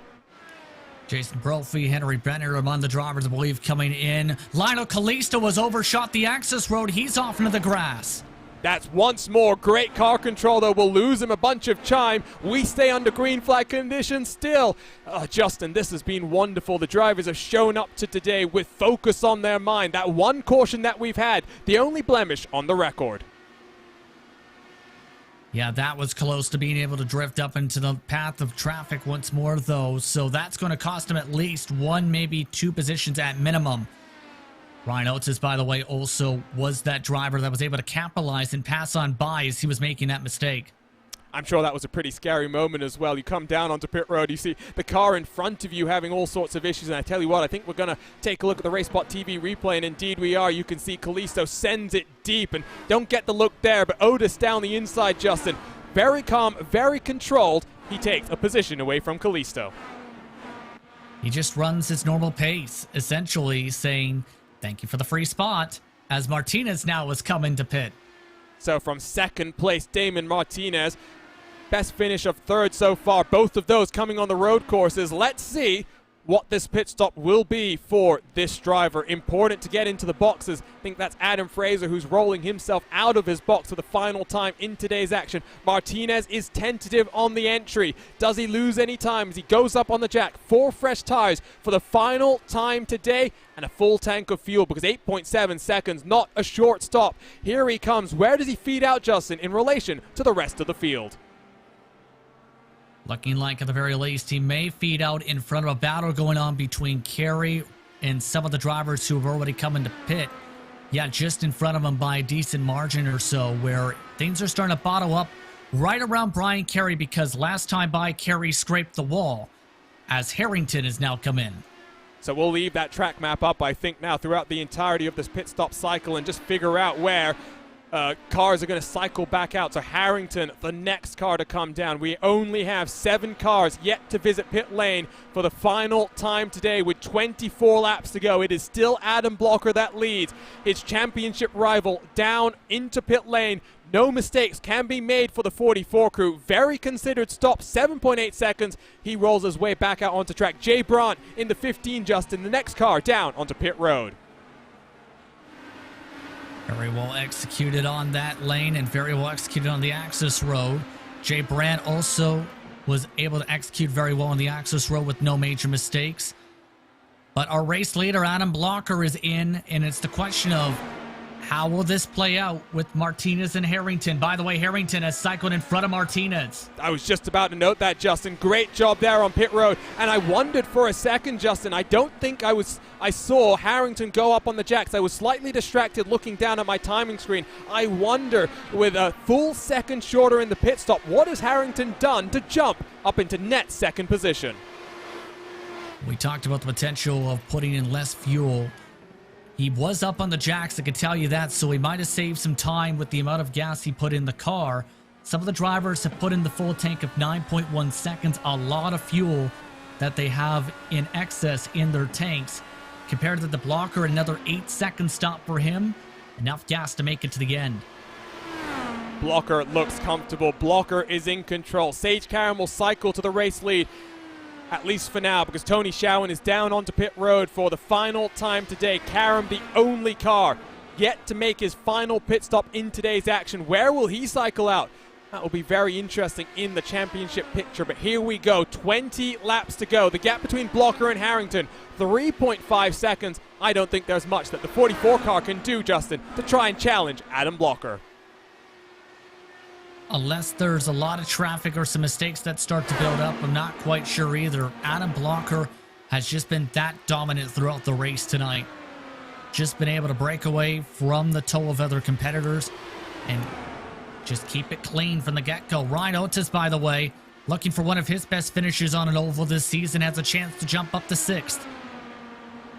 Riding around behind Indiana's own Chris Stouffer. Left side of the screen once more, we will show you the movers and shakers, and of course Karam will slip down the field. So Otis and Kalisto, they are matched effectively at 19 positions gained. No qualifying effort for Kalisto. Otis was the slowest of the cars to set a qualifying lap time. Just goes to show that you can be slow in quali, you can be fast in race trim, and fast is Otis, the Lionheart Retro Series champion. Sage Karam is still out there on track, and the advantage that Adam Blocker has over the rest of the field, Justin, is so much that he's just passed Sage Karam out on track. Yeah, and Karam is struggling a lot right now. He is running 27-second lap time. Something is going on with Karam to be off the pace that much at this point. Either way, it's Adam Blocker now with that 3-second advantage over Harrington. It's just a matter of making sure he doesn't make any major mistakes now. If you're Blockers, you see Karam start to weave. I'm listening to the engine note right now. I'm trying to figure out, Justin, if he's down on the fuel maps and maybe just trying to get this car to the end. No, he's going to come down onto pit road now. No. I am very confused by what the Dreyer and Reinbold driver, who also competes for Coanda Simsport here on the sim, is doing. But the one thing I am definitely seeing, he is just not going off the corners. Yeah, he is only going 180 miles an hour at the start and finish line and is really lifting a lot in the corners. You have to think he's trying to save fuel here, but the thought process at the same time is he's trying to save about 15 laps. I don't know if he's going to be able to get what he's waiting for here. It's a bold call, that's for sure, but I mean, Justin, with how this race has gone, you might as well try something, and I tell you what, I don't think he's going to fight his teammate too hard here. He'll let Martinez go for his 3rd podium result on the day when Martinez does close that gap, and he'll try and just look in his rearview mirrors and minimize the amount of hurt that he leaves from here and heads back to the virtual Speedway Indiana. What a month of May it was for him. Competed in the Sunday event, you know, the bump day qualifying drama, just squeaking into the field in 30th position, then driving up through the field. Best finish of 7th. Now back here on the Lionheart Racing Series competition, enjoying himself once more. Yeah, another driver passing on by, that was Jay Brandt, and You'd have to think Karam has to make his way down the pit lane soon at this point, even with the saving strategy here. He did extend it fairly long the last stint. I will say that, Arjuna, by at least a few more laps. So we'll have to see. It's going to be tough, though. We've still got 13 laps to go, because Adam Blocker is across the start-finish line. Sage Karam is a full second slower than the leaders. And if I do the math there, so he's going to drop 13 seconds back, Justin. He still might finish, up there in the top 12. So I wonder if Karam maybe just recognized that he was going to be a bit too slow. Never mind. There goes Karam down onto pit road. 8 to 12 laps to go. Didn't get the caution flag he was looking for to get some track position, but you have to give him credit for trying something different.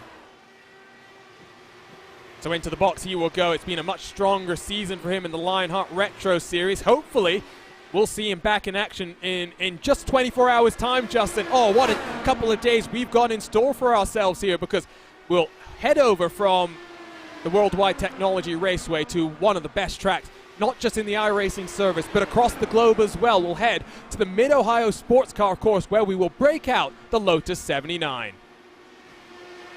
And that should be an exciting race. It's a track with plenty of danger spots, but also some good passing opportunities. I've seen some great battles in the Lotus 79 there in my sim racing broadcast career, especially when it comes to the run up towards China Beach as well as the keyhole. I'm expecting the same for a lot of the competitors when it comes to that race. It's going to be exciting to see who can come up with the checkered flag, or at the very least, get second on back.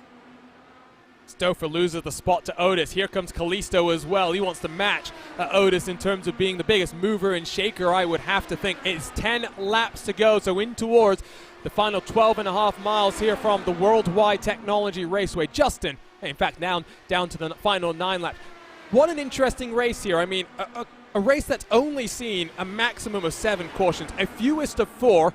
We are just 8 laps away then from history being set. Just 1 caution on the day and some incredible side-by-side action. Especially with some of the 3 wide earlier on in the race, and to see the race be clean even with some of those moves has been incredible.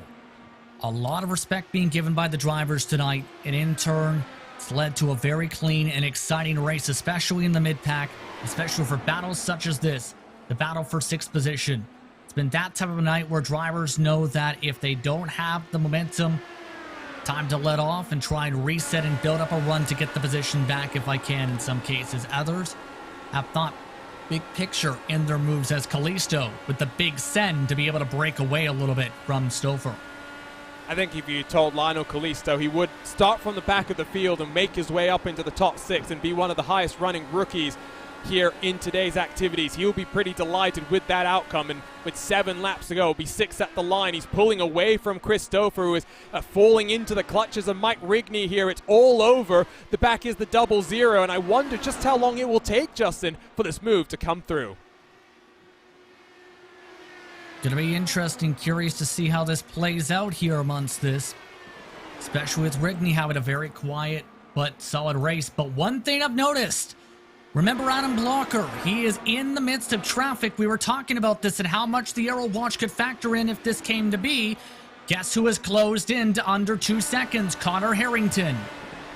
They are too wide in front of Harrington as well. That will make him nervous. I believe that's Ricky Harding and Matt Houston. They are 1 lap down and fighting for 20th and 21st position. It's 4 laps to go at the line. The gap is down to 1.9 seconds as Connor Harrington hunts down the championship leader. They are 1 and 2 in the championship standings, Justin. They are 1 and 2 out here on track in round 7 of the Lionheart IndyCar Series. The downside is Harrington has to get himself by 2 drivers. Matt Houston, Ricky Harding if he wants a shot here. Is there enough time? Is the biggest question. He is gaining a couple tenths a lap at the very most. I don't know if it's going to be enough. It's going to come down to the wire. It is going to be 3.75 miles at the line with 3 laps to go. Connor Harrington trying to chase down the defending series champion, but I do think even though it is down to 1.4 seconds, Matt Houston and Ricky Harding, they are squabbling tooth and nail right now. 2 laps to go at the line, Justin. I think it's Adam Blocker's victory to lose. As long as there isn't any major mistakes in front of Blocker, I think he's in a good spot.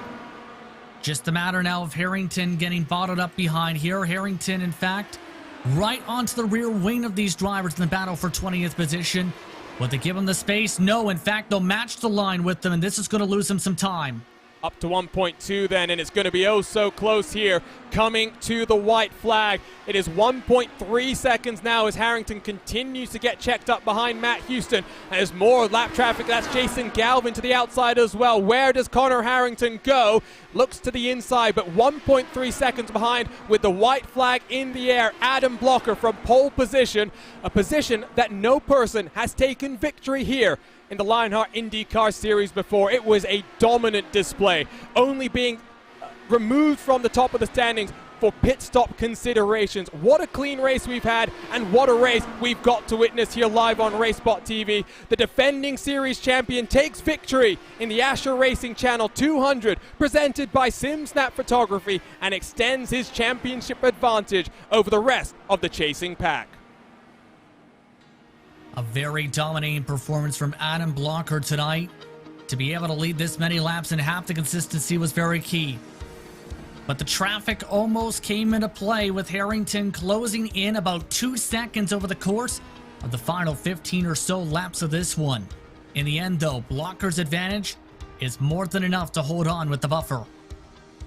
And I was just taking a look over at the history books here, Justin. When we came into that final run of green flag pit stops, I almost expected history would be made. Adam Blocker would win by more than 4 seconds, the largest margin of victory at the Worldwide Technology Raceway. It came down to 1.1 seconds. That's not even the second closest finish in history at this track before. So the fireworks go up, but it's Adam Blocker in HyperX victory lane. And after the month of May and all that he had to endure, I'm sure it was hectic, I'm sure it was busy, and I'm sure from time to time, Justin, he just felt a little bit under pressure. He responded in the best way possible, extended his championship advantage, and returns home to take victory here from Gateway. Nice clean race indeed, as Sage Karam also celebrates his 23rd place finish down the front stretch. An incredible day for the championship as well, a chance to grow that gap a little bit more for Adam Blocker. Let's just take in this moment for a second and enjoy the synchronized donuts from Sage Karam and Adam Blocker. They are fierce rivals on the track, but they were both there for the month of May. Karam enjoyed his best ever finish in Indy 500 history. For Adam Blocker, he was delighted to be a part of Simona Di Silvestro, her crew at Pareto Autosport, and history being made in another way in the Indy 500. Let's go ahead then and take a look at our unofficial race results. I always like to put that in there because race control does have the authority to make changes to these Carnox race results, but it is Adam Blocker into HyperX victory lane. Connor Harrington in second, 1.1 seconds adrift, second place in the championship, second place on track as well. Damon Martinez, a third place finish in his Lionheart career. What will it take for him to get up 1 or 2 more steps on that podium here in this competition? J. Brunt, Ryan Otis for Synergy Motorsports 4th and 5th. Great to see Otis up 20 positions along with Lionel Callisto in the Sector 5 97. Mike Rigney in 7th, with Chris Stouffer dropping to 8th in the closing stages. Not the easiest day for the Indiana native. Matt Taylor 9th on the day, with Scott Holmes rounding out the top 10. Joshua Chin, unfortunate to be caught out in that one and only caution. He recovers then to 11th position in front of Henry Bennett. Crucial in the team standings. Private label Team Hype versus Adrenaline Motorsports Red. Jason Brophy, after crashing into the wall during qualifying, 13th on the day for him, with Aaron Morgan 14th. Adam Fraser, the top 15. Tony Shaw and Brian Carey, 16th and 17th for Adrenaline Motorsports, with Chris Fowler in 18th. Joe Branch, the final car on the lead lap. Ricky Harding will round out the top 20 in our slightly smaller field, with Matt Houston, Stefan Larkamp, and Sage Karam all 1 lap down. Samuel Ryman wasn't feeling too confident coming into this one, but 24th on the day, with Jason Galvin, Tyler Graff 3 laps down. Retirements, there are only 3 of them. Andrew Kinsella smacked the outside wall in through turn number 2. He retires 39 laps down, with Brian Greenlee and Luis Gonzalez Nunez rounding out our 29 car field. What a race it was, and I can't wait for the rest of the month of June as well, because now we will head to Speedway, Indiana. First up, it will be the Indy GP, a race that Connor Harrington took victory 12 months ago. Dramatic fashion there as well. A bit of contact coming into those final couple of laps. Lots more to get to, though, here on our post-race show. So let's dive into the HyperX post-race show, because the Lionheart Racing Series is powered by HyperX, the makers of premier gaming gear like the legendary ultra-comfortable cloud line of gaming headsets. Whatever you play, however you play, HyperX knows that we're all gamers. For more information on HyperX products, visit hyperxgaming.com, and don't forget to use the promo code Lionheart15, that's LIONHRT15, for 15% off all orders. And so, HyperX post-race show, let's dive straight into the HyperX victory lane as well and talk to Adam Blocker, the defending series champion, who takes a lights to flag victory here today. Adam, clean air was important. One caution on the day. How excited are you about returning to victory lane here in the Lionheart IndyCar Series?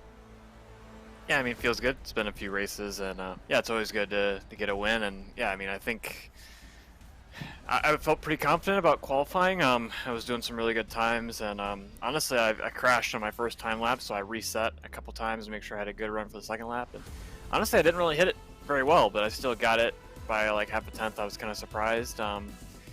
Yeah, and then in the race, yeah, it was pretty straightforward because we only had one caution, and the strategy went pretty straightforward, and I was able to gap the guys behind me, so I never really had to worry under the pit cycles. I was just trying to save a little bit of fuel to make sure I didn't get trapped a lap down by a yellow during the pit cycle, which paid off in that first caution. I think if I hadn't been saving a little bit, that would have happened to me. So.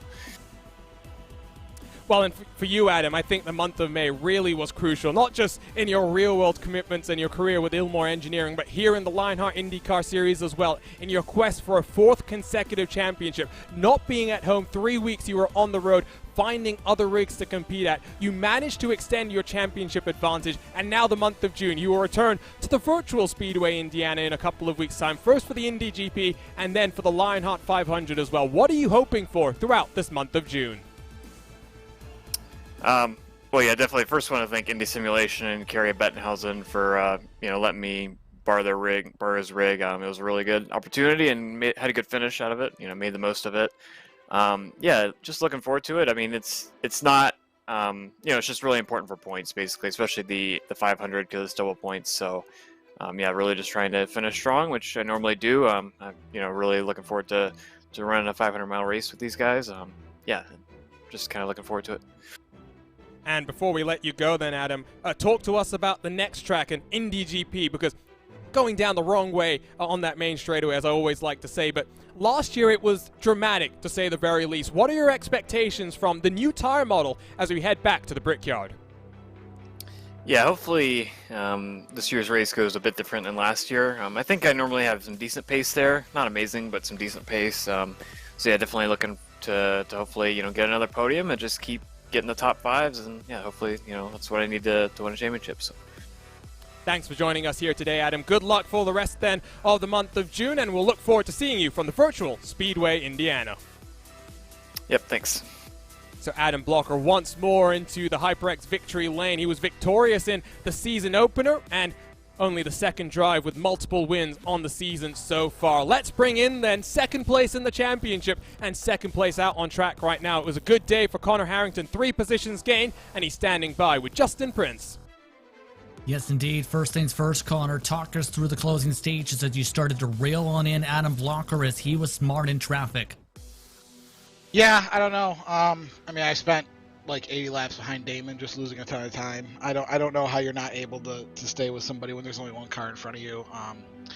So I just couldn't make the pass on Damon to get by him, and I had to wait to the pit stop cycle. The first green flag stop we had, I was real close, and then I was running Adam down, and he was having issues with lap traffic, and so it would have been interesting to see if we would have got there. But a great day for our private label Team Hype, Ethica, Delara IR18. Can't ever be too upset with second, but I really liked our race pace. I think we definitely would have had something for Adam. It just didn't work out. We just didn't have the best qualifying effort tonight.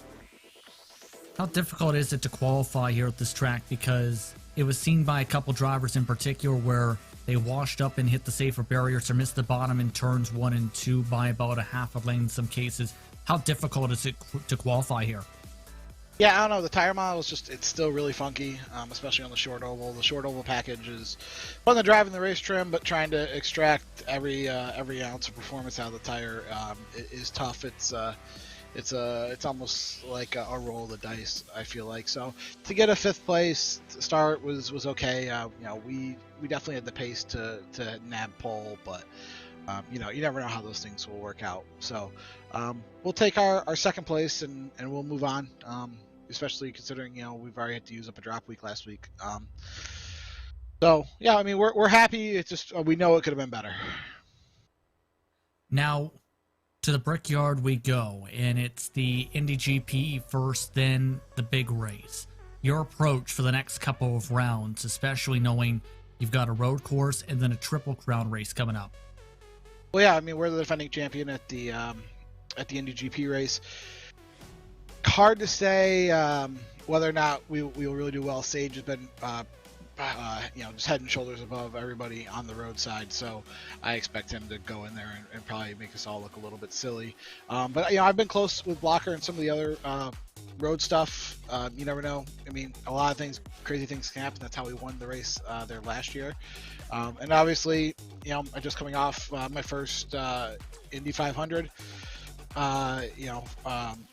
We like going to Indy. We like our chances. It's a great place, and we're excited for the month of June.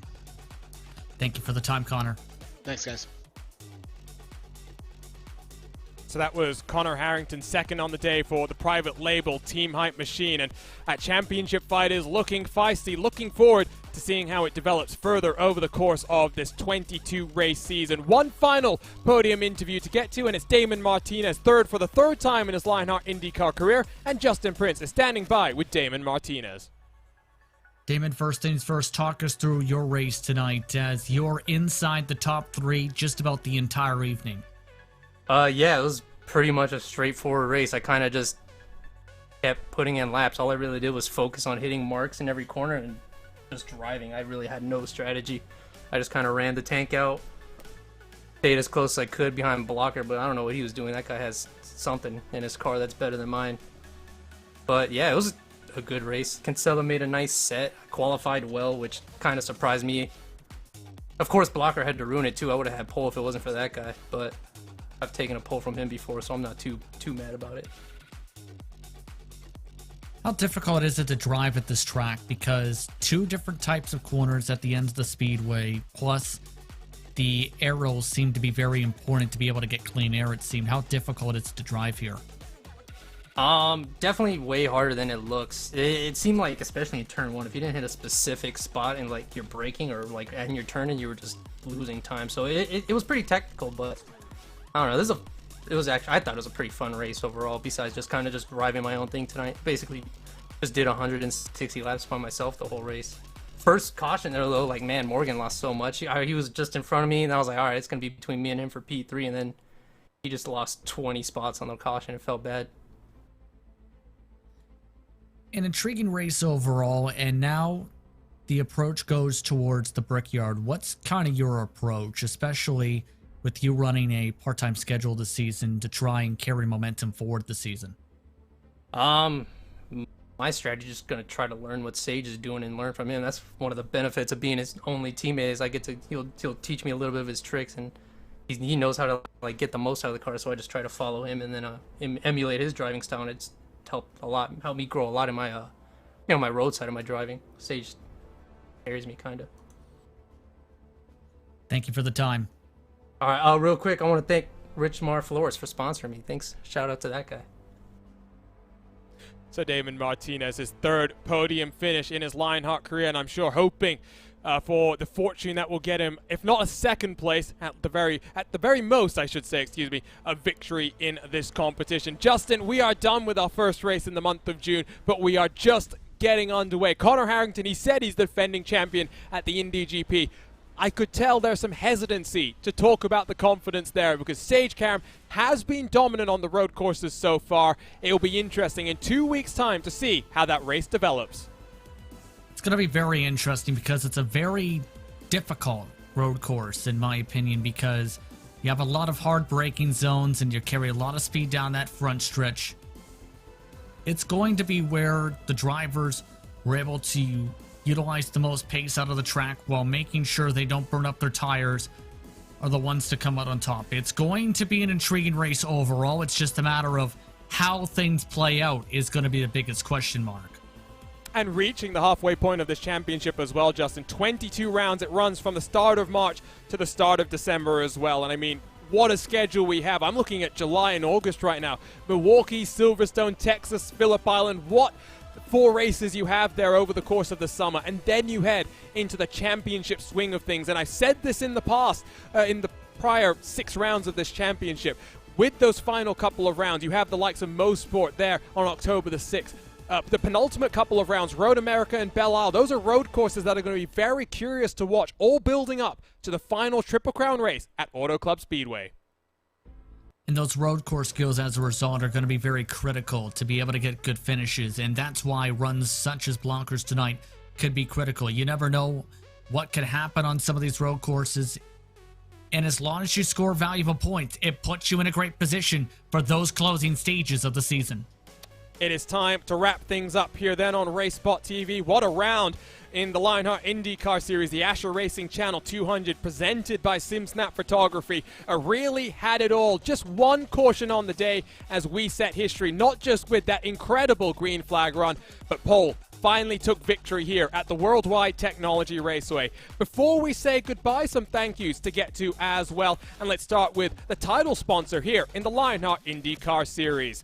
Butt Kicker. For sim racers, the Butt Kicker Gamer 2 or Simulation Kit adds the missing driver-to-car connection, bringing more realism to your sessions. By accurately responding to in-game audio, you can feel the track like never before, providing increased vehicle handling and faster lap times. Are you ready for the most immersive experience in sim racing? Well, for more information, visit thebuttkicker.com, and don't forget to use the promo code LION2021, that's LION 2021, for 20% off all orders. The Lionheart Racing Series is powered by HyperX, makers of premier gaming gear like the legendary ultra-comfortable Cloud line of gaming headsets. Whatever you play, however you play, HyperX knows we're all gamers. For more information on HyperX products, visit hyperxgaming.com, and don't forget to use the promo code Lionheart15, that's LIONHRT15, for 15% off all orders. The SimXperience AccuForce Pro V2 is the premier professional simulation racing steering system.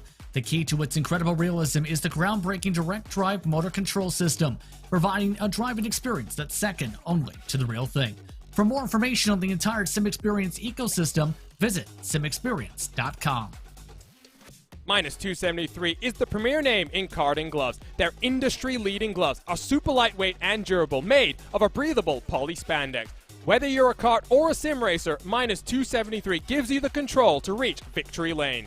For more information on Minus 273's full line of gloves and apparel, visit minus273.biz, and don't forget to use the promo code Minus273LHRS15 for 15% off all orders. Looking for entertaining sim racing content? Look no further than the DMLC Racing Channel. Follow former Lionheart Retro Series Driver of the Year Mark Cohn's racing escapades as he battles for wins and avoids wrecks with cat-like reflexes, all while providing commentary sure to make you laugh, cry, or both. Follow along by subscribing to the DMLC Racing Channel on YouTube and like his Facebook page at the DMLC Racing Channel.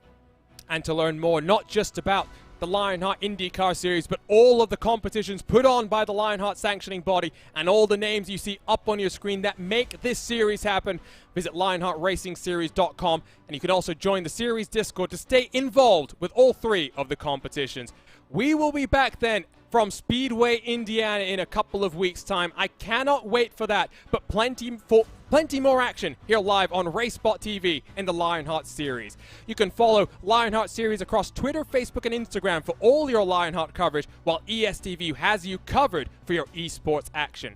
If you're not subscribed to RaceSpotTV already, well, hit that red button and the bell next to it to get notified every single time with the great sim racing series that we get to cover.